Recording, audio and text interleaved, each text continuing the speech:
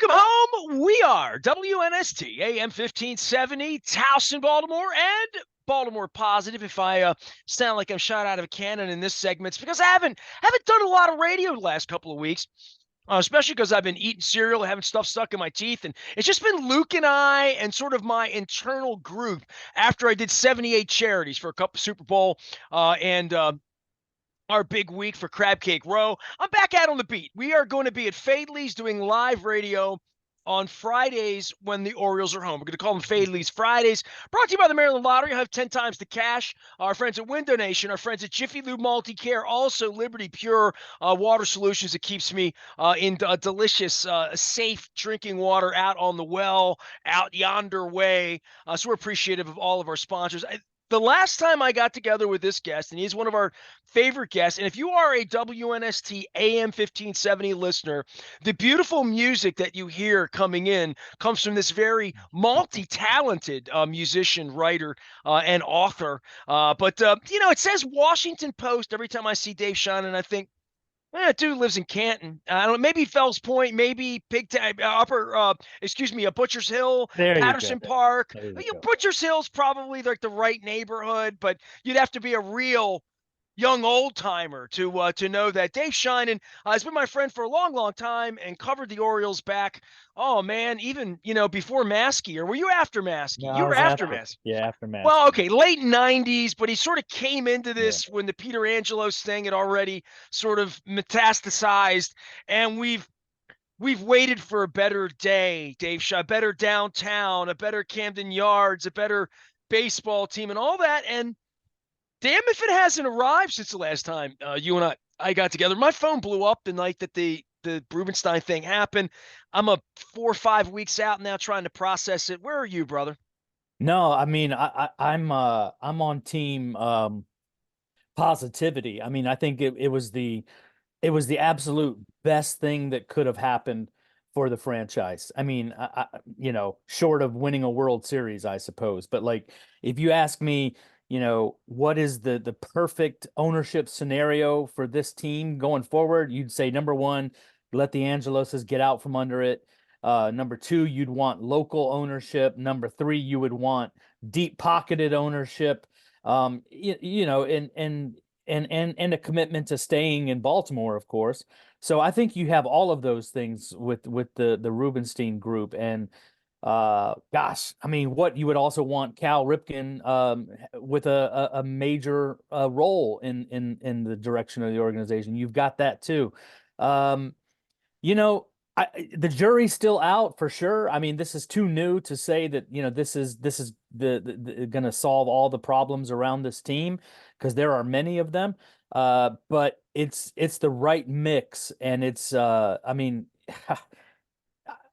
if you're an Orioles fan, I don't know how you can be anything other than just over the moon about the direction. Well, listen, I could ask you to give your background or history. People don't know who you are. Dave covered baseball forever. Dave's a musician, a very accomplished musician, but also you're an Olympics guy now. So people don't less necessarily even equate you with day to day, that you're Right. like, maybe in the way that one in your previous life, it was Don Fear and Bud Selig and all of that at the Washington Post, the highest level, trying to get a team. I mean, you were Yeah, covering the Orioles because they didn't even have a team. that is right. That is right. 20 years into this, bro, and they can't get a center field camera to not shake on the spring training debut on the television network they've had for 20 years. Like, I re-released two books that I've written in the last month. I re-released the Peter Principles about Angelos last month, and then my father's birthday, we're on the eve of that, March 5th. Every year I celebrate it. My dad died the first year I was on radio. So I've been on radio 32 years. My dad died 32 years ago. Mhm. And I celebrate his birthday every year. And I wrote a book for Free the Birds, because everything you said, we need a new owner. Well, I said that in 2006. I let a walkout 18 years ago, got thrown out. But you can do the math. I'm doing a documentary on all that. But in the meantime, like, the whole notion of this prescription for fixing them has always been the wrong people own them, right? And we've waited for this next thing. And you said problems. They have many. You said that a minute ago. You said the Yeah. Orioles as a Yeah. franchise has lots of problems. Dude, when you got on this board back in the day and moved to Baltimore, 3.5 million people. They had Cal Ripken. They had money. Yeah. They had Camden Yards. They have this cathedral of baseball. You live in the city. We're in a different place. But Yeah. you said problems in many. Start at the beginning for me because, like, unpacking this is what Ripken and Rubenstein, these guys, when they get in the halls of justice and all get together and try to fix this, guys like you and me, I've been writing about this, talking about this every day of our lives for 30 years and Yeah. saying, what if, what if the Emerald City and the Wizard? So what do you think? What's the prescription, man? Well, I mean, I look at it this way. I came on the Orioles beat in '99, and it was the end. It was the end of the glory era, the most recent glory era. That was '97 was the last. Was that the playoff appearance? '98 was when things started to fall apart. I came in '99. It was the end, close to the end of the Ripken era. But that franchise was still pulling in 3 million plus fans for a couple of losing seasons. And that could have been, that was a turning point. That could have been a self-sustaining thing, because once you become the thing for young people to do in your city in the summertime, that has a long leash. That goes on for years, even when you turn the corner and start sucking, which they did. Like, you look at the St. Louis Cardinals. When you think about great baseball towns of this size, I mean, it's St. Louis, Baltimore, things like that. Well, I mean, St. Louis, it's been sustained, because they've committed to excellence over the years. And even last year, like a downturn, they still packed their stadium every night. So when the Orioles lost that, it was hard to lose that, because you had a great thing going. You had momentum. You were the thing to do in the city in the summertime for families, young people, all ages. Three That's generations. absolutely. 66 into the Well, 70s when I yeah, came yeah, along, right? I came along because Aparicio 66 into the 70s. yeah, I'm here into the 80s. I'm like Ripken and why not? And here we go. yeah, Camden Yards. Oh my God, Brady, he's so cute. And Cal's a legend. And here and look at the stadium they yeah, play in. And yeah. And they lost that, right? And I mean, and that was hard to lose, because you had everything in place. All the elements were in place. This gorgeous stadium, a great team. You had an owner that at the time was still spending in the top, 10% of teams in the league. You lose that, and it's probably 10 times harder to get it back. And the reason is because you no longer have that momentum. People are down on the team. People are down on the owners. Nobody wants to go to the stadium. They're losing 100 games every year.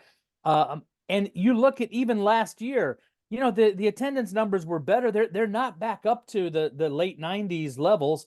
And again, that takes sustained excellence. So that's where this franchise is at. They're trying to build back to something that they had 25 years ago. And even with this core, even with all the great things you see, 100 win season, they're still not there yet. They still have something to prove to this city and this region. so how do they do that? How like I'm going You to got go down to spend. spring training in a couple weeks, right? I mean, Luke and I are going to go down, and the NFL owners' meetings are down in Orlando. We're going to come back. It's boom. It's going to be opening day, right? And it's going to be fireworks on opening day. It's an exciting time. I don't know if they'll have the keys to the new kingdom or not. Like whenever that day is, I have a bottle of wine that I got over at Drug City a month ago. It's called The Prisoner, and I know you're a good wine drinker, and I figure we'll release The Prisoner, being we were all been the Yeah, prisoner for 30 years. That whenever this happens. I'm wondering what the checklist is and also what the transparency, but like if they let me in to everybody in my world, to everybody that's ever met me or known me, that would be like, oh, they let Nestor in, they are different, yeah, but that's for me. That's my yeah. personal thing and free the birds and like all that. How will you know it's different? How will anybody know and feel the the oxygen that changes? And I would ask you this as a guy that also covered the Washington football team in the burgundy and gold over the course of time, Yeah. and whatever that regime was, how will we know Russia is ever fixed or Cuba is ever fixed, or like I don't know, but I want it to feel different whenever this happens, whether Cal's out in front of it or how they PR it or whatever orchestra because they're going to be good on the field, right? The team's Yeah. good. Now, Yeah. what do you do around it to deodorize these 3 decades of everybody having a rough ride at one point or another with the Angelos family? I mean, the simple answer is they've got to spend. You know, they've got to build up the rest of the roster around this core. The more complicated answer, I mean, look, I mean that goes back to this skepticism and this sense of this fatalistic outlook that Orioles fans have developed now over the past couple of decades. You know, we have thick skins now. We come to expect the worst. We come to expect the superstars to walk away at the end of their when they reach free agency because the Orioles aren't going to keep them. You know, so that's a well-earned skepticism. So you've got to beat that. You've got to conquer that. To me, I mean, the critical test is going to be when all of these young superstars reach free agency. Are you going to keep them? I don't even need to see them going out and spending on major free. I don't need to see them signing Shohei Ohtani. You know, I don't even need to see them signing Blake Snell necessarily. But you need to keep at least 5 of the 6, you know, 4 of the 5, the Gunnar Henderson, Adley Rutschman, all of these, you've got to keep some of them. And I understand you can't keep them all. That's the way that's the way baseball is when you're a size market of Baltimore. But you need to keep most of those guys, and that will be, I think, the critical test of this ownership. And do it now. I mean, do it now while you know you're still ahead of the game. Don't wait till Adley Rutschman hits free agency to sign a long-term extension with him. Do it now. And that, I think, more than anything else would show fans that it's okay to embrace this team 100% because we're in 100%. There's skepticism out there still, and that's a long way to overcoming that. Dave Sheinin is a longtime baseball insider expert who now does tons of stuff on the Olympics as well as the English Premier League. But he resides here in Old Balmer and is trying to get the ship turned around. Last time we were spotted with Dave, we were drinking beer and eating crab cakes, I believe, at Coco's with my co-host with a K, Mike Rosigliano. And we kind of had this flippant conversation about because the Orioles were like in first place and cruising. It was August, I think, as we got together then. And the Ravens were going to training camp. And you and I had a long conversation about art and cartoons and Rosenthal's stories getting, Rasig's art getting Rosenthal pushed around in locker rooms. And so we had fun with all of that. But I said to you, who's going to have the parade first? And you said, and this is such a journalism thing, dude, neither.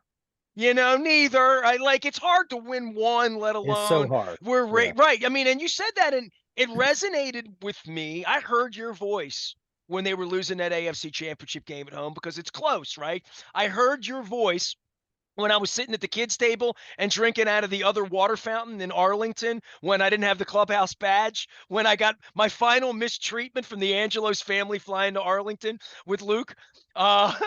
Thank God for John Blake. But I would say this, the notion that we're closer and you're thinking parade and whatever, boy, new ownership begets like a whole bunch of thoughts that you've already given me in the first 6 minutes of spend money, spend money, spend money. But I'm sort of looking for the bigger, better idea in all of this because I think when smart people get involved and the city's involved and you got government that wants to make the city better and everything that Mm. they're doing, I look at this as a dawning of a new day that it's really taken me weeks. Literally, you're one of the first conversations I've even had about this because I've made a whole long list of all Santa's list of all the things we're going to fix and how it's going to lift the city and all of these things that really were the promise of building the stadium 30 years ago, and now the promise of giving two billionaires another billion too to come up with the next big idea that for the Ravens sounds like a gold-plated bar.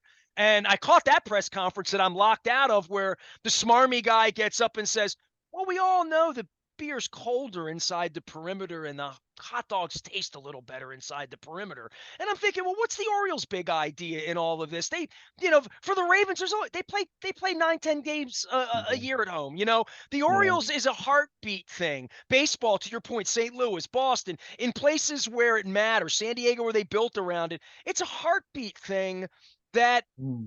was lost here. You know what I mean? Yeah. And to Yeah. me, the possibilities of a parade winning, I feel the way you do. Things have to really go right, and the Corbin Burnses and everything has to go right for a parade. But to get the franchise right, there's so many things that they could do that would not involve a parade because that's so hard to do. If that's your measurement, you're 41 years in and still waiting. Yeah, you're right. I mean, you know, I live about a 45-minute walk from Camden Yards, and you're a lot closer than that. Or are you still in the Inner Yeah, Harbor? I used to be. I'm in Okay. the, yeah.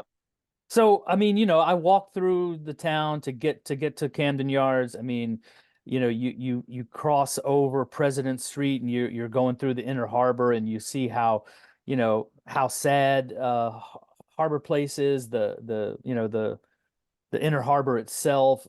You see how decimated downtown is. Um, you know, there's a lot that needs to be done down there, and I know that some of it's already in the works. The new Harbor Place development is in the works. The Orioles need to be part of that. You mentioned just a minute ago the Cardinals, the Padres, the Red Sox. I've been to every Cincinnati is another one Cincinnati. where urban where they built it Right. downtown, And I right? mean, I've been to all of these. I've been to every stadium in the majors. I've been to like 30 stadiums that don't exist anymore in the majors.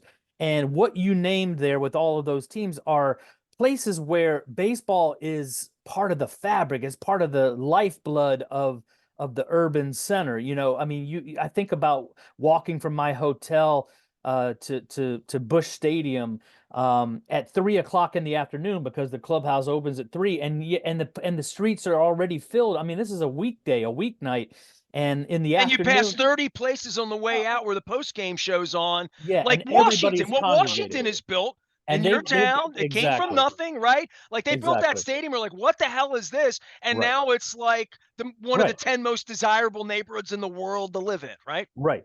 But, obviously a huge part of that is putting a competitive product on the field, which we haven't had here in Baltimore until just recently. And then the other component of that is putting in place, a scene that people want to be part of. I mean, gosh, man, and the COVID pandemic, I know decimated a large part of the business. Certainly, there's people who are business owners downtown who tell me they still haven't recovered from the Freddie Gray situation. There's a lot going against us, right? I mean, there's a lot of things that's working against this, but I think that this is the moment. With new ownership, Harbor Place underway, this is the moment to create something out of nothing and make this back to what it was, the thing to do in the summertime. Yeah, I don't get too deep with this, and maybe there's a song in this for you or some inspiration for something in the way you look at this. But I mean, look at us, dude. We're like 50 something hippies and rocking out and like, holding on to Rolling Stones and Bill Dylan and Willie Nelson getting together up at Hershey Park, amongst our things. But like, we've watched this thing kind of deteriorate. And I lived at the Yeah. harbor for 20 years. And you speak of like the harbor place is this sort of, no offense, deathscape kind of weird place. And I left, and I didn't leave because of that. And I lost hundreds of thousands of dollars Yeah. in real estate downtown Yeah. just because I lived. I made the offense of investing there and Yeah. believing in there and fighting with the baseball owner on all of this. And I'm still trying to come to the dawning of the new day to say, all right, these dudes pump $2 billion in, and you can't even get the freaking game on your app. And when you do, the camera's shaking. Like, and I'm thinking to myself, this is the core part of your business. You're going to go into business with Leonsis on the television side of this, try to figure the national side out whenever Lerner gets his sea legs under him, and Ted moves the teams over out of the district into maybe they'll win a basketball game this month. I got to kick them in the balls every chance I get because like and I don't want to say we're on top now. The football team came this close to going to a Super Bowl, has the most electric player, well, maybe the second most electric player in the sport, in Lamar at this point, and they shall rise again. But this is such a time for the This baseball team. this is And it. the minute, season ends 48 hours later, we're like at the rock bottom of losing an AFC championship game at home. First game since 71, and new ownership comes in. It's like this sunlight over my shoulder, Dave. And I can't I have never thought about this. Like, and I'm still 5 weeks in, scratching my head saying, what are they going to do? What are they going to do to make it feel and smell? What are they going to do with this $600 million? Well, these guys are smart, and they've got like Bloomberg involved. Like, they're not Yeah. in this to flip this. This isn't Eli Jacobs. This isn't squatter stuff. This isn't even Rubenstein like saying, I'm going to come home and save the city in some sort of Detroit, way that we saw 15 years ago. But there's a path in what Detroit has done in Cleveland and other municipalities, as well as Nashville and other places where they've grown from nothing.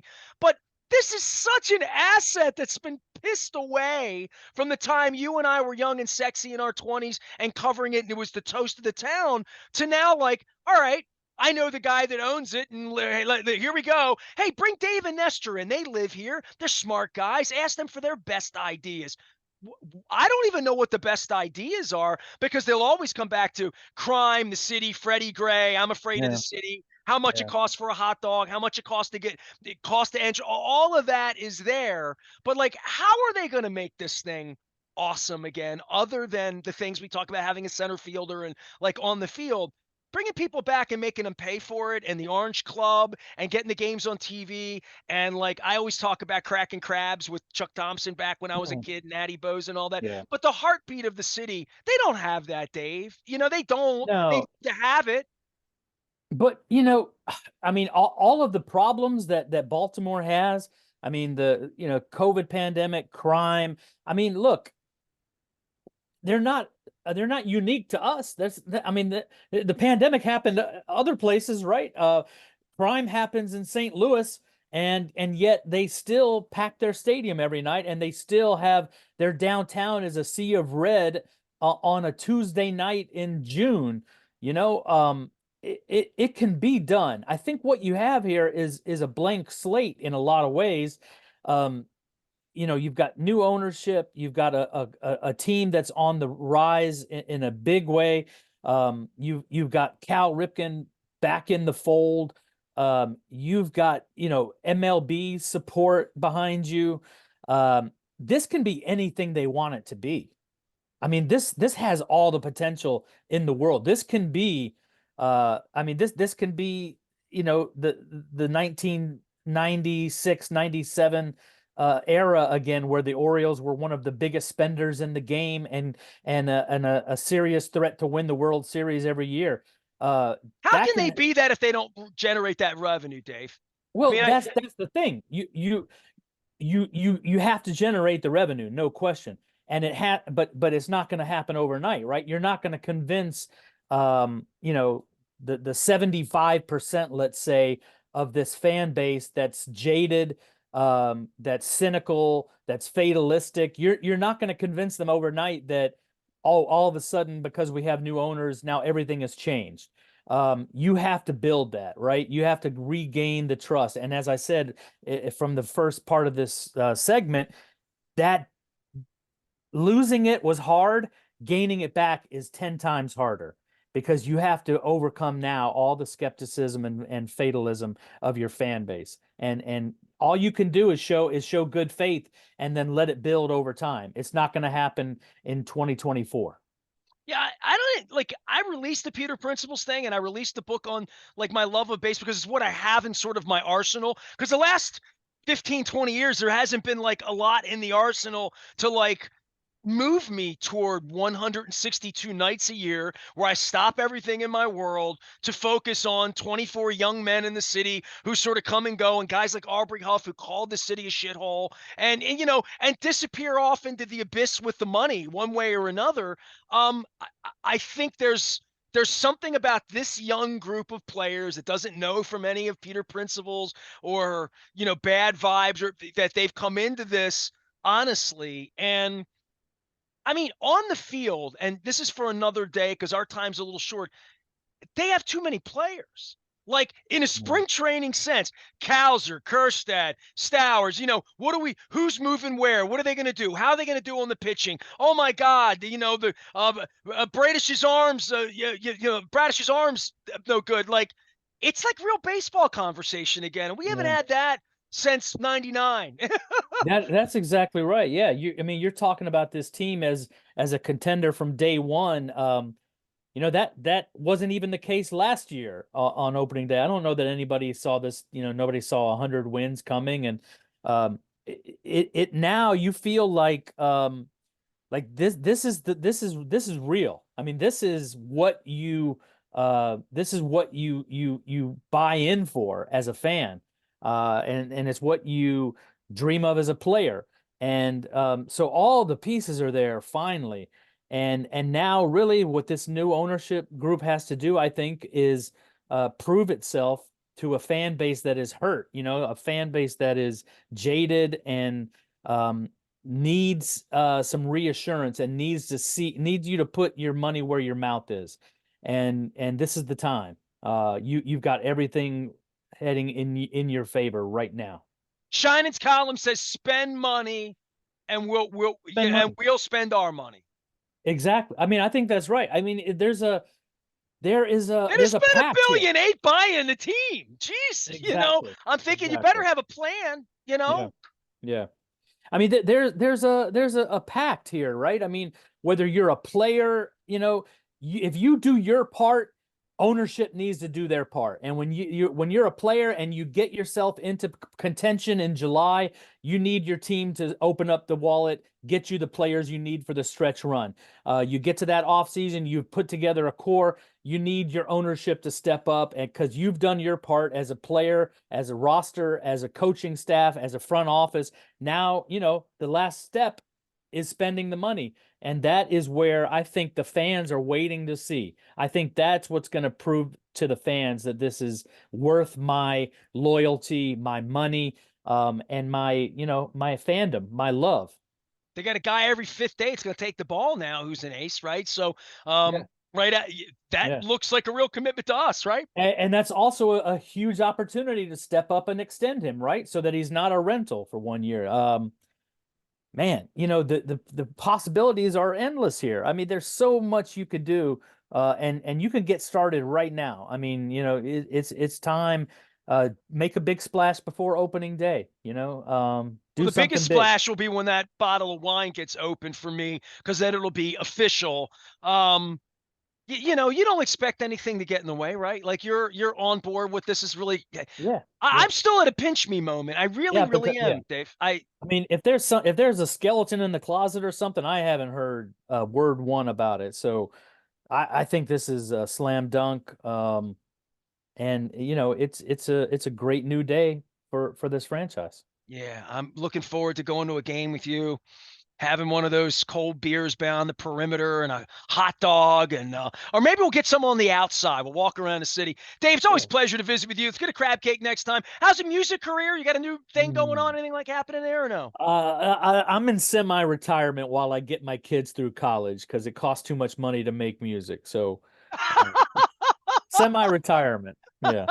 Was it Kerry Ziegler had his expensive hobby, is what he called it, Yeah. right? Yeah. Exactly. Yeah. Uh, Dave can be found out at the Washington Post. He is working on some EPL stuff as well as some Olympic stuff. Man, I didn't even get to any Olympic stuff with you, or I didn't do any Mary Lou Ray. I did nothing with you other than baseball, which is That's really okay. it's what we should be doing. It's what we're That's born to right. do, living in That's right. Baltimore, right? That's Dave right. Sheinin for the Washington Post, my good friend. We're gonna get back out on the road with Luke on Fridays, and Dave's like a perfect kind of guest for this on the Fadley's Fridays. We'll be live from 2 until 5 on days when the Orioles are home, broadcasting from the new Lexington Market. I'll have some Ravens, or excuse me, some lottery scratch-off tickets to give away. I'll have Ravens when we're in the playoff race in September, no doubt about that. I am Nestor. We are WNST, AM 1570, Towson, Baltimore. We never stop talking Baltimore positive.